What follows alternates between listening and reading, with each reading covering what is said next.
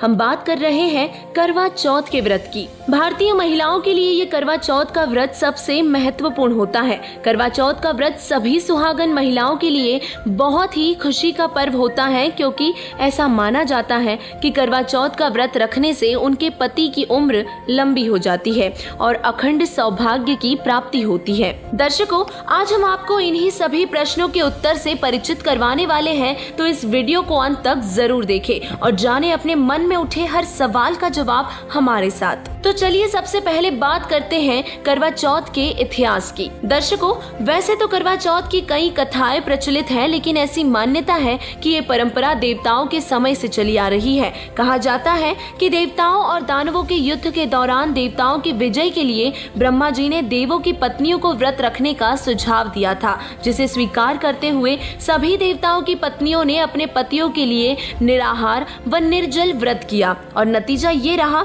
कि युद्ध में सभी देव विजयी हुए और जिसके बाद ही सभी देवताओं की पत्नियों ने अपना व्रत खोला। उस दिन कार्तिक मास के कृष्ण पक्ष की चतुर्थी थी और आकाश में चंद्रमा निकल आया था। मान्यता है कि तभी से करवा चौथ का व्रत शुरू हुआ। ये भी कहा जाता है कि शिव शंकर जी को प्राप्त करने के लिए देवी पार्वती जी ने भी इस व्रत को किया था। दर्शकों, करवा चौथ का व्रत रखने के बारे में हमने ये कथाएं तो जरूर सुनी है, परंतु इन कथाओं के लिए हम अपने धार्मिक सद्ग्रंथों को नहीं टाल सकते।